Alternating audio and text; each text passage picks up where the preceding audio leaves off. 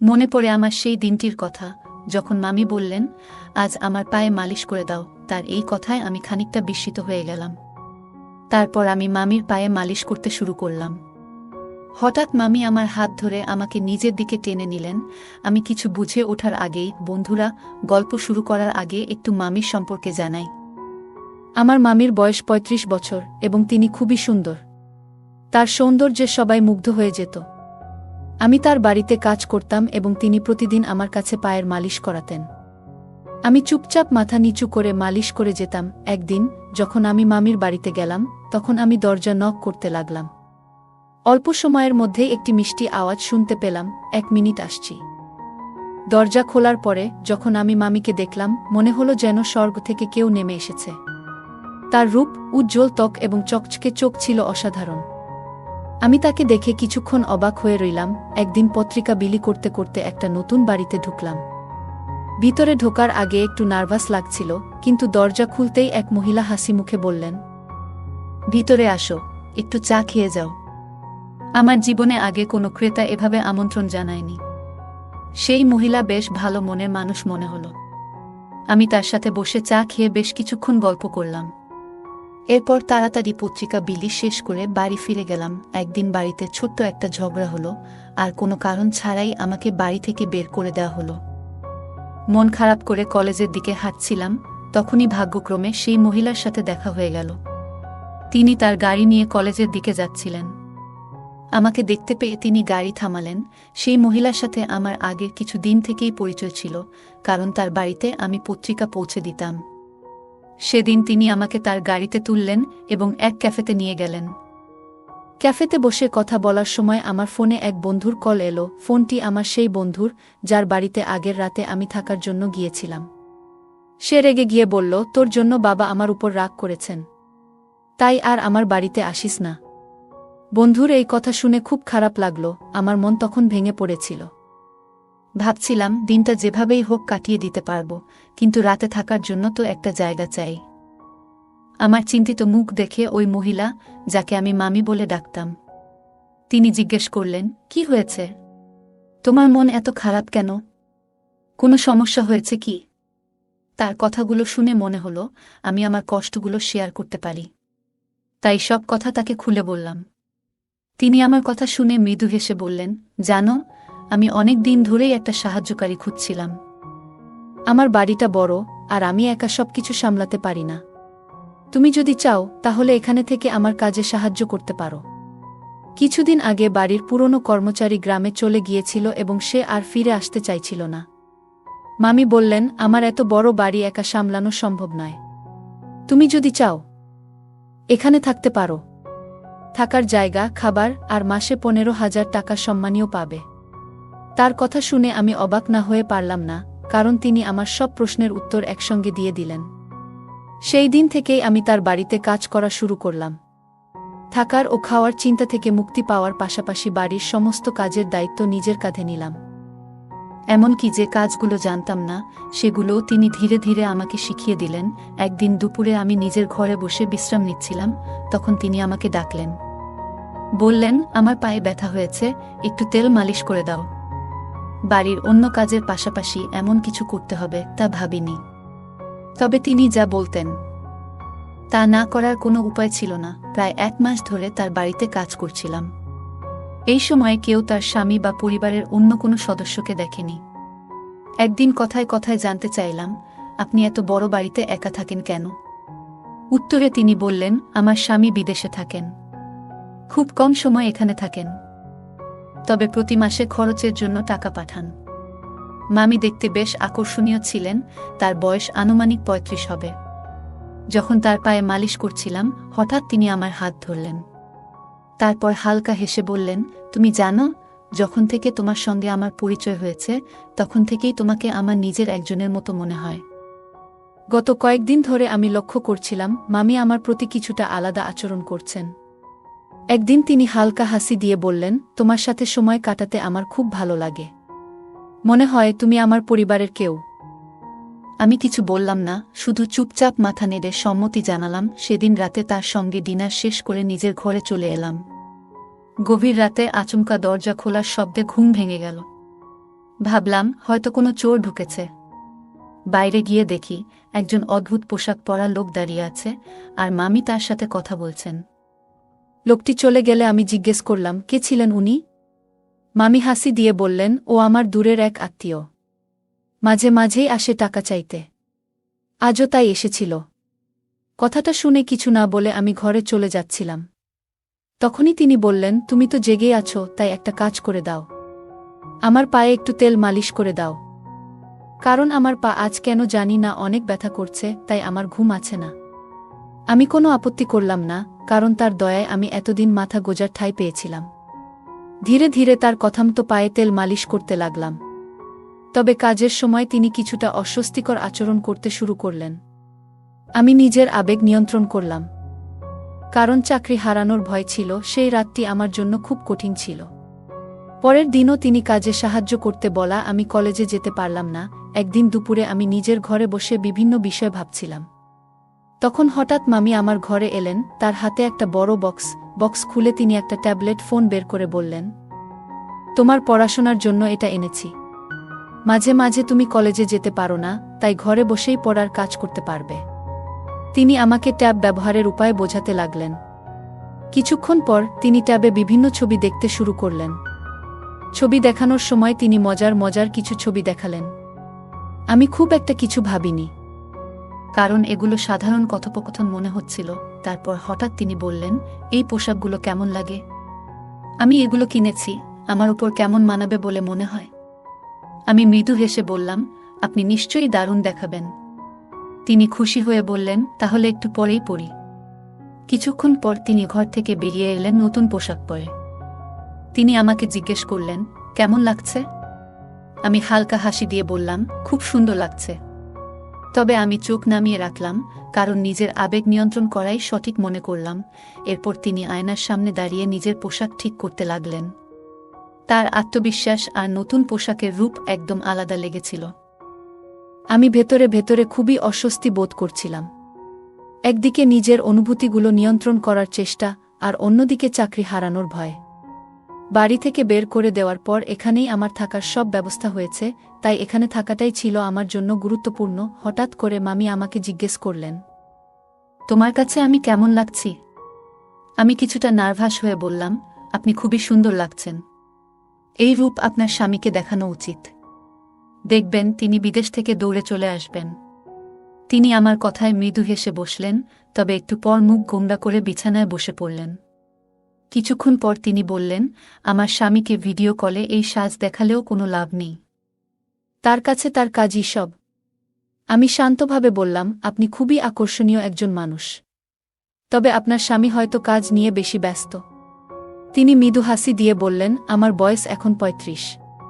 তবুও তিনি কখনো পরিবার নিয়ে ভাবেননি। আমি এখন একাই জীবনযাপনে অভ্যস্ত, তবে মাঝে মাঝে মনে হয় জীবনে একজন সঙ্গীর প্রয়োজন, যে আমাকে ভালোবাসা এবং আনন্দ দিতে পারবে।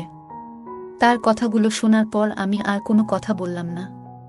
মনে হলো তিনি তার মনের কষ্টগুলো ভাগ করে নিচ্ছেন। মামি মৃদু কণ্ঠে বললেন, যদি আমার স্বামী আমাকে সত্যিই বুঝতেন, তবে আজ এই দিন দেখতে হতো না। আমি কারো সমর্থনের জন্য এভাবে অপেক্ষা করতাম না। তার চোখে জল এসে গেল। এরপর বললেন, তোমাকে দেখে আমার বিশ্বাস হয় তুমি কখনো আমাকে হতাশ করবে না। আমি বুঝতে পারছিলাম তিনি হয়তো ধীরে ধীরে নিজের একাকিত্বের কথা শেয়ার করছেন। তিনি সামনের চেয়ারে আধো পোশাকে বসে রইলেন। আমি অস্বস্তি বোধ করছিলাম এবং নিজেকে সামলাতে সেই ঘর থেকে বেরিয়ে এলাম। বুঝতে পারছিলাম সেখানে থাকলে নিজের উপর নিয়ন্ত্রণ রাখা কঠিন হয়ে যাবে। রাতে রান্নাঘরে যখন আমি রাতের খাবার প্রস্তুত করছিলাম, তখন হঠাৎ তিনি রান্নাঘরে এলেন। আমি গরম দুধ আগে থেকেই তৈরি করে রেখেছিলাম। তিনি দুধের পাত্রটি তুলে নিচে রাখছিলেন, কিন্তু অসাবধানতাবশত সেই গরম দুধ আমার পায়ের উপর পড়ে গেল। পা জ্বলে যাওয়ায় আমি যন্ত্রণায় চিৎকার করতে লাগলাম। মামি দ্রুত আমাকে তার ঘরে নিয়ে গেলেন এবং কুলিং ক্রিম দিয়ে আমার পায়ে মালিশ করতে শুরু করলেন। আমি ততক্ষণে সাধারণ প্যান্ট পরা অবস্থায় তার সামনে শুয়েছিলাম, কিন্তু আমার সমস্ত মনোযোগ ছিল পায়ের ব্যথার উপর। পায়ের ব্যথায় অনেক কষ্ট পাচ্ছিলাম। তিনি অনুশোচনায় ভেঙে পড়ে বললেন, তোমার এমন কষ্টের জন্য আমিই দায়ী। আমি আসলেই ভুল করেছি, নিজেকে ক্ষমা করতে পারছি না। তার কথাগুলো শুনে আমি তাকে শান্ত করার চেষ্টা করলাম, কারণ তার চোখে অনুশোচনা স্পষ্ট ছিল। মামি হঠাৎ নিজেকে দোষারোপ করতে লাগলেন এবং নিজের হাত দিয়ে নিজের গালে চড় মারতে শুরু করলেন। এই দৃশ্য দেখে আমি হতবাক হয়ে গেলাম। তখন আমি তার হাত ধরে থামালাম এবং বললাম, আপনার কোনো দোষ নেই। যা হওয়ার ছিল তা হয়ে গেছে। আমরা অতীত বদলাতে পারব না। এখন নিজেকে দোষ দেওয়া বন্ধ করেন। তার চোখ দিয়ে জল গড়িয়ে পড়ছিল। আমি এগিয়ে গিয়ে তার চোখের জল মুছে দিলাম। কিন্তু হঠাৎ তিনি আমার আহত পায়ে হাত রাখলেন আর আমার মুখ দিয়ে যন্ত্রণার শব্দ বেরিয়ে গেল। তিনি সঙ্গে সঙ্গে সরে গেলেন। আমি একজন ২০ বছরের তরুণ আর তিনি ৩৫ বছরের একজন পরিপক্ব নারী। এমন পরিস্থিতি আমি কল্পনাও করিনি। রাতে তিনি আমার জন্য দুধ নিয়ে এলেন এবং আবারও আমার পায়ে ক্রিম লাগালেন। আমার পা খুবই ব্যথা করছিল। দুধ খাওয়ার কিছুক্ষণ পর আমি ঘুমিয়ে পড়লাম, কিন্তু তিনি আমার পায়ের কাছে বসে অনেকক্ষণ ধরে আমার যত্ন নিচ্ছিলেন। পরবর্তী কয়েকদিনে তার যত্নের জন্যই আমার পা দ্রুত সেরে উঠল। যখন আমি পুরোপুরি সুস্থ হলাম, তখন তিনি আমাকে আরও ভালো করে দেখভাল করতে শুরু করলেন। প্রতি রাতেই দুধ খাওয়ার ব্যবস্থা করতেন এবং সবসময় আমার ভালো থাকার জন্য চিন্তিত থাকতেন। একদিন সন্ধ্যায় তিনি আমাকে তার ঘরে ডাকলেন। আমি ঘরে ঢুকে দেখলাম তিনি শুধু একটি তোয়ালে জড়িয়ে আছেন। এই দৃশ্য দেখে আমি খানিকটা অস্বস্তিতে পড়ে গেলাম, কারণ আমি তাকে অনেক সম্মান করতাম। তিনি আমার আশ্রয়দাতা। তিনি তার বিছানার ওপর রাখা শাড়িগুলোর দিকে ইঙ্গিত করে বললেন, আজ আমি তোমার পছন্দের একটি শাড়ি পরব। একটু বাইরে যেতে চাই, তাই তুমি যেটা বলবে সেটাই পরব।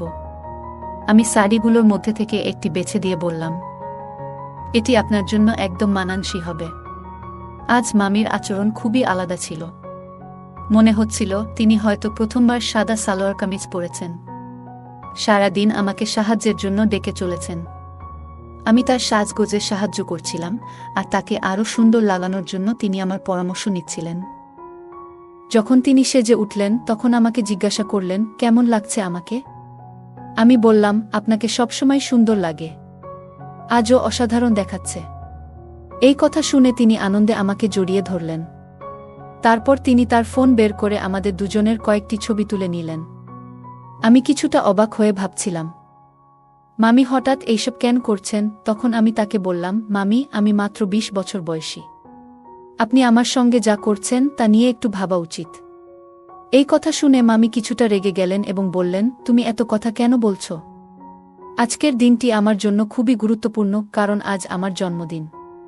আমি চেয়েছি এই দিনটি তোমার সঙ্গে উদযাপন করব। এখন আর কোনো প্রশ্ন করবে না।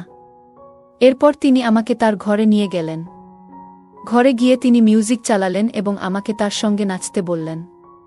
নাচের সময় হঠাৎ আমার পা ফসকে গেল এবং আমি মেঝেতে পড়ে গেলাম। আমার হাতেও ব্যথা পেলাম। তিনি আমাকে তৎক্ষণাৎ বিছানায় শুইয়ে দিয়ে আমার হাতে মালিশ শুরু করলেন। কিন্তু মালিশ করতে করতে তার আচরণ কিছুটা অদ্ভুত হতে লাগল। আমি পরিস্থিতি বুঝে নীরব থাকলাম এবং তার সাহায্য নিতে থাকলাম। কিছুক্ষণ পর আমি চোখ বন্ধ করলাম, কিন্তু ঘুম আসছিল না। তখন হঠাৎ দেখি মামি একটি গ্লাসে দুধ নিয়ে ঘরে ঢুকলেন। তিনি গ্লাসটি নিজের হাতে ধরে আমাকে খাওয়ালেন। রাতে মামি আমার পায়ের ব্যান্ডেজ খুলে দেখলেন। তিনি জানতে চেয়েছিলেন যে আমার পায়ের জখম কতটা ভালো হয়েছে। পায়ে হাত বুলিয়ে বললেন, এখন তোমার পা আগের চেয়ে ভালো আছে, তবে পুরোপুরি সেরে উঠতে আরও কিছুটা সময় লাগবে। তিনি স্নেহ ভরে আমার হাত এবং পায়ে হাত বুলাচ্ছিলেন। তার এই আচরণে আমি কিছুটা অপ্রস্তুত বোধ করছিলাম। পরের দিন সকালে যখন ঘুম থেকে উঠলাম, তখন নিজেকে মামির ঘরের বিছানায় দেখতে পেলাম। আমি স্নান করার জন্য বাথরুমে গেলাম এবং আয়নায় নিজের গলা ও মুখে কিছু অদ্ভুত দাগ দেখতে পেলাম। আমি ভাবতে লাগলাম, এটি কিভাবে হলো? হয়তো আমার অসাবধানতার জন্য এমন হয়েছে। এরপর থেকে মামি প্রায়ই আমাকে তার ঘরে ডেকে নিয়ে যেতেন। তিনি আমাকে নানান বিষয়ে পরামর্শ দিতেন, কখনো গল্প করতেন, আবার কখনো মজার হিন্দি মুভি দেখাতেন। মাঝে মাঝে রাতে আমার জন্য গরম দুধ নিয়ে আসতেন এবং স্নেহ ভরে খাওয়াতেন। তিনি আমার পরিবারের লোকেদের মতো আমার অনেক যত্ন নিতেন। আর এখন তো আমার সেই পরিবারও আমার খোঁজ নেয় না। তাই এখন মামি আমার কাছেই সব। আমি গত ২ মাস ধরে বাড়ি থেকে দূরে আছি।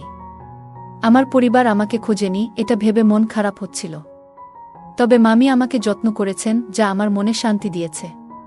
একদিন মামি আমাকে তার পুরনো ফটো অ্যালবাম দেখালেন। সেই ফটোতে তার জীবনের অনেক স্মৃতি ছিল। তিনি বললেন, জীবনের সব সময় দুঃখ থাকলেও এগিয়ে যেতে হয়। তার এই কথাগুলো আমাকে অনুপ্রাণিত করল। সেই দিন থেকে আমি নিজেকে নতুনভাবে গুছিয়ে নেওয়ার সিদ্ধান্ত নিলাম। মামি আমার পাশে ছিলেন এবং তার স্নেহ ও যত্ন আমাকে নতুন পথ খুঁজে পেতে সাহায্য করল। রাত গভীর হয়ে গিয়েছিল। আমি আমার হাতের ব্যথা নিয়ে প্রতিদিনের মতো পাশের ঘরে গেলাম। ঘরে ঢুকেই চোখ পড়ল একটি ছোট, আকর্ষণীয় পোশাকের উপর। আমি বললাম, তুমি যদি এই পোশাকটি পরো তাহলে খুব সুন্দর লাগবে। সে আমার কথা শুনে হালকা হাসল, আর কয়েক মুহূর্ত পরে সেই পোশাকটি পরে আমার সামনে এলো।